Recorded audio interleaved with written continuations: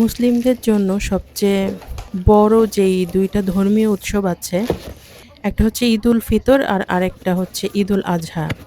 তো দেখতে, দেখতে ঈদুল আজহা একদম সন্নিকটে চলে এসেছে। তো প্রতিবারই এমনটা হয় রাত যেটা, আমি এত কাজ করতে, করতে অনেক রাত্র হয়ে যায় প্লাস আ মেহেদি তো লাগানোরই সময় পাই না। আর অনেক রাত্র পর্যন্ত কাজ করতে হয়। কারণ পরের দিন ঈদ, টুকিটাকি ডেজার্ট বানানো বা যে কিছু বানানো ওটা রয়েই যায়। আসসালামু আলাইকুম, সবাই কেমন আছেন? আশা করছি সবাই অনেক বেশি ভালো আছেন। আমিও আল্লাহর রহমতে অনেক ভালো আছি। তো আজকের ভিডিওটি শুরু করছি।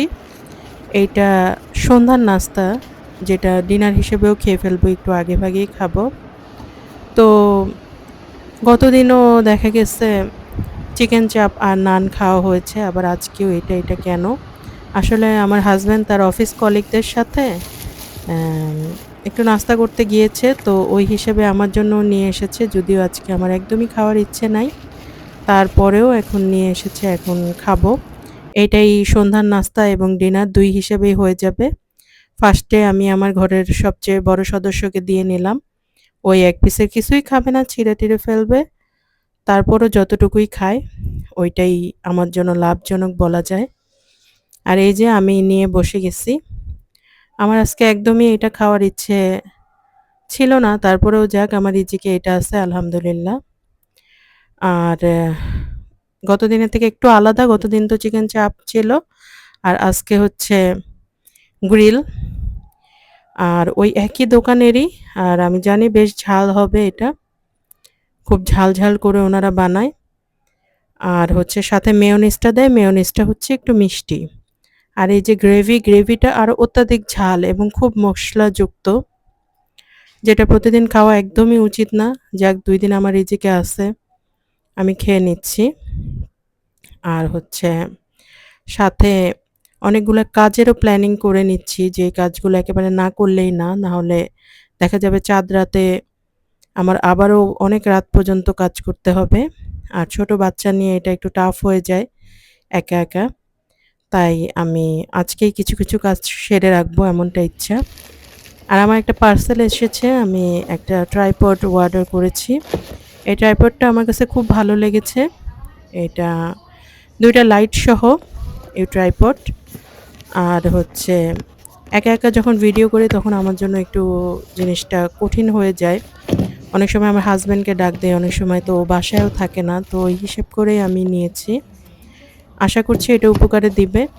আর যদি নাও হয় তাও আমি একটু ট্রায়াল দিয়ে দেখব। পরবর্তীতে আমি বুঝতে পারবো যে আমার জন্য কোনটা জরুরি। তবে আমি এই ট্রাইপডটার ব্যাপারে অনেকগুলাই রিভিউ দেখেছি। সবাই ভালো বলেছে।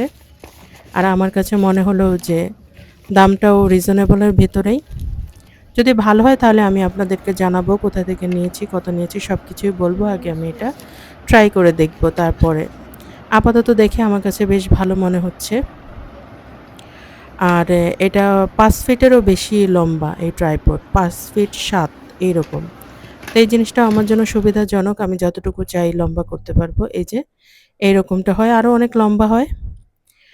আর হচ্ছে আমি ফ্রিজটাকে ধরেছি ক্লিন করব। এতটা বরফ জমে গেছে যে ফ্রিজ কাজ করা বন্ধ করে দিবে। তাই আমাকে বাধ্য হয়ে রাতেই ধরতে হলো।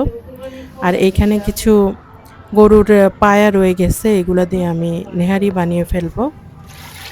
আর হচ্ছে যেহেতু সামনেই কোরবানির ঈদ, আরও দেখা যাবে যে গরুর মাংস বা গরুর বিভিন্ন অংশ এগুলা থাকবে। তারপরেও আমি এখন একটু বানিয়ে নিচ্ছি। একটু ঠান্ডা, ওয়েদারটা ভালো আছে। আসলে নেহারি খাওয়ার পর খুব বেশি গরম লাগে। এরকম করে, করে আর বের করা হচ্ছিল না।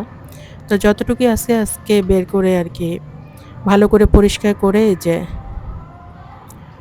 আমি এটাকে সবসময় আরকি আমি করেই বানাই, কষিয়েই বানাই। বাট আজকে আমি একবারে সব করে দেব। একবারে করে বসিয়ে দেব। আমার অনেক আরো অন্যান্য কাজ আছে। যেভাবেই বানাই ভালোই লাগে, খারাপ লাগে না। এখানে পেঁয়াজ কাটা দিয়ে দিয়েছি। ফুল ১ বাটি, ওখানে ১.৫ কাপ পরিমাণ হবে।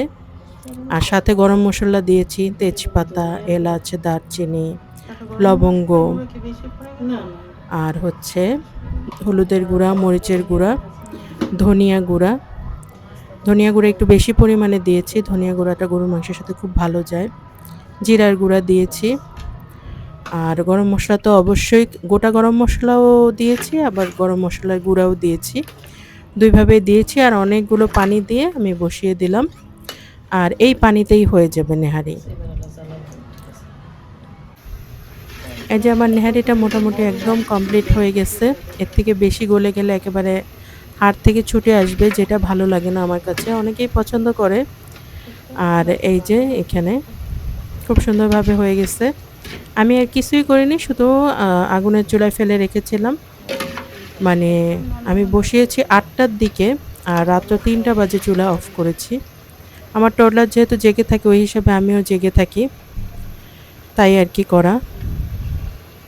আমার মেয়ে যেহেতু অনেক রাত পর্যন্তই জেগে থাকে, তাই আমার জন্য কোনো ব্যাপার না ৩টা পর্যন্ত অপেক্ষা করা। তো যাই হোক, রাত্রেবেলা তো আর খাওয়া হয়নি, এটা হচ্ছে পরের দিনের সকালবেলা। সাধারণত আমরা এইভাবে রাতে বানিয়ে রাখি আর সকালে গরম করি, গরম করে খাই, এমনটাই হয়।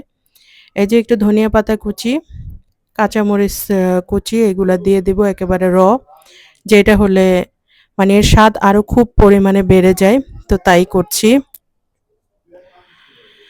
এই যে আমি তো না আসলে আমি একটু রিল্যাক্সে খাবো দেখে আপনাদের ভাইয়াকে আগে দিলাম, ওকে দিয়ে আমি একটু রেকর্ড করে নিব, আর পরে আমি একদম রিল্যাক্সে বসে খাবো। তো এই যে ও খাচ্ছে, খেয়ে বলবে কেমন হয়েছে, বলো ঝোলটা ভালো হয়েছে। তো মিট অংশটা কতটুকু ভালো হয়েছে এটা আসলে দেখার ব্যাপার, কারণ নেহারির আসলে যে গ্রেভিটা থাকে এটাই আসল মজা, তারপরে মিট অংশটাও তো একটা ব্যাপার থাকে। এটা খুব বেশি সেদ্ধ হলেও ভালো হয় না, না হলেও ভালো হয় না।